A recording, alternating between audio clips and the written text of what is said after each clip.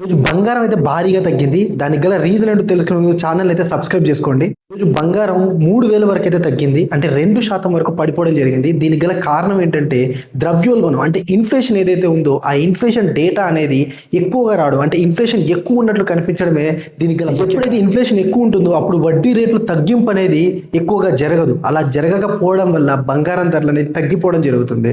అంతేకాకుండా బంగారం దిగుమతి మీద కొన్ని రిస్ట్రిక్షన్స్ అయితే పెట్టడం జరిగింది.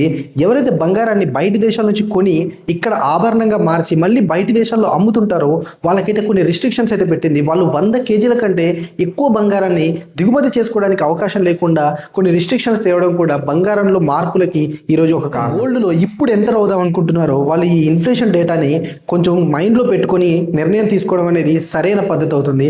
ఎందుకంటే ఇన్ఫ్లేషన్ రోజు రోజుకు పెరుగుతూ ఉంది.